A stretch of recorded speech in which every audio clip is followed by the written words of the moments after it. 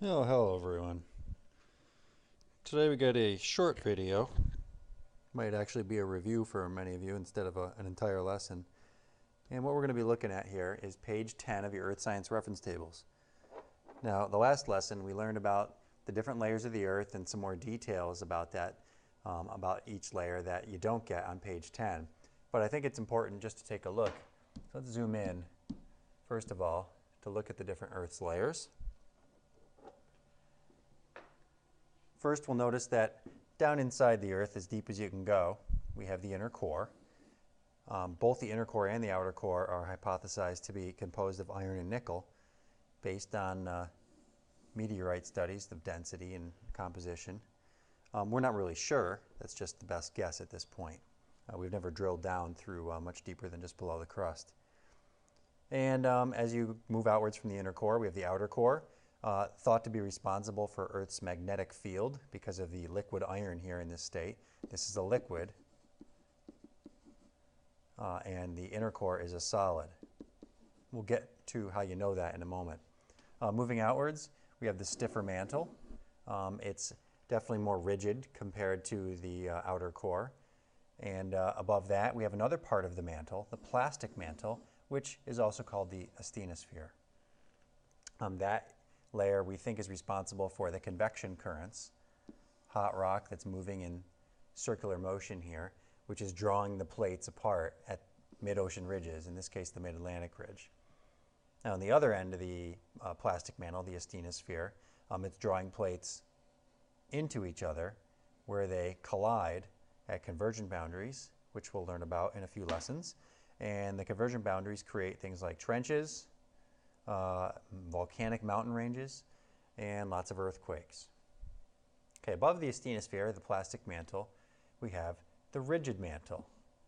Now this section of the mantle is the highest, or the closest to the Earth's surface, and together along with the top layer, the crust, it makes up something called the lithosphere, the rock sphere.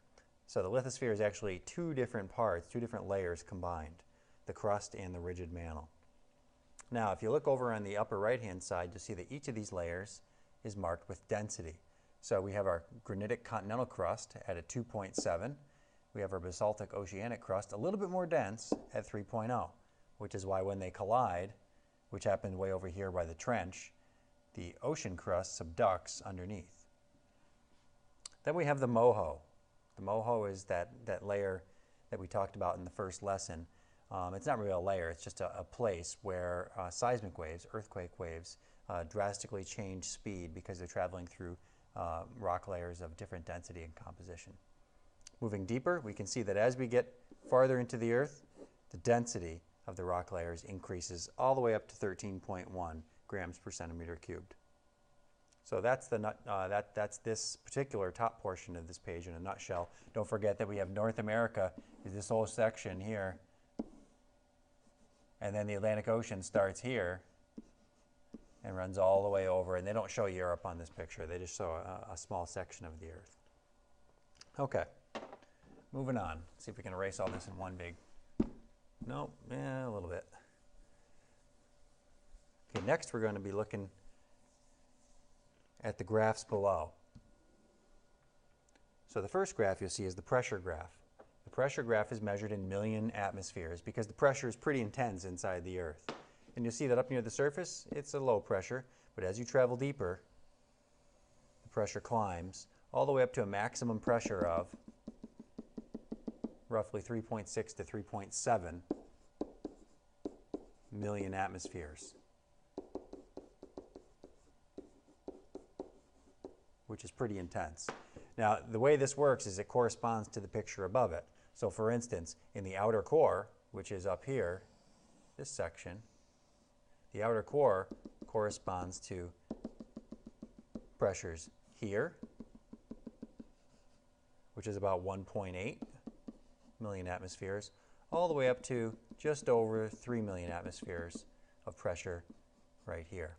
So that's how you read this. You look at the layer that you're looking at, and then you can figure out the pressures from the pressure chart. Okay, next graph. By the way, this pressure chart shows what kind of relationship? As the x-axis goes up, so does the y-axis. So therefore, this is a direct relationship. One goes up, the other goes up.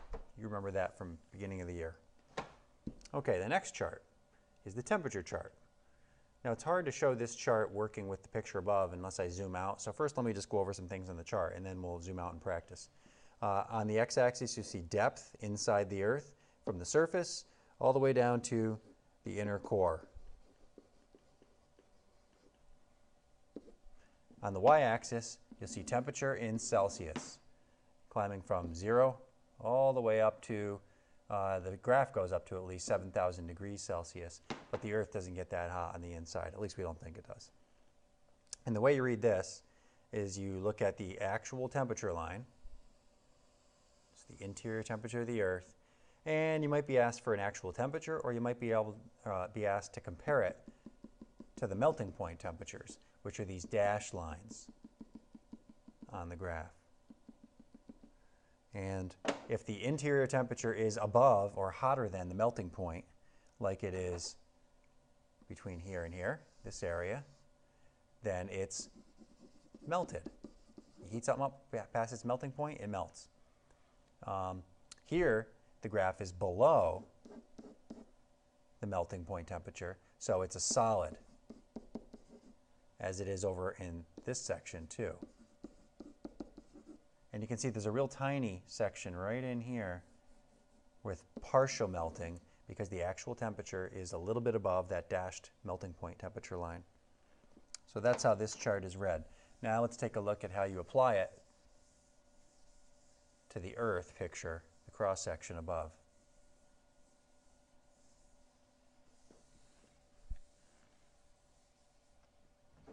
Okay, so let's zoom out a little bit.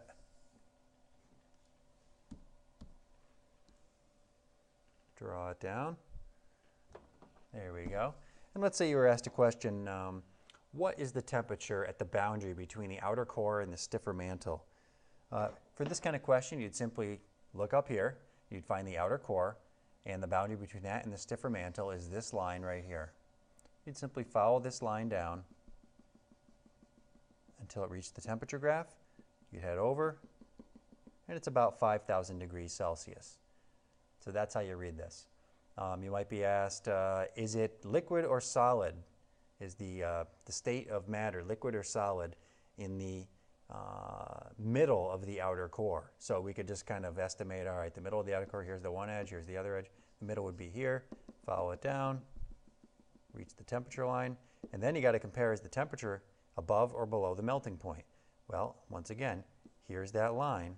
It's above the melting point in this case. So it's hotter than the melting point.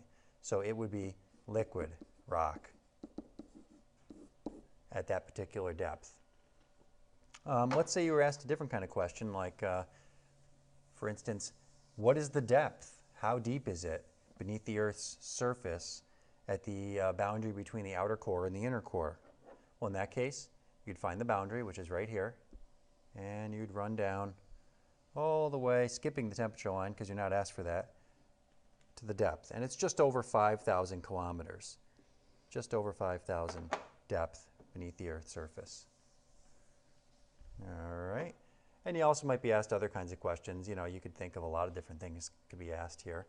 But you get the idea of how this works. All right, that's the quick lesson. Let's go see if we can apply it.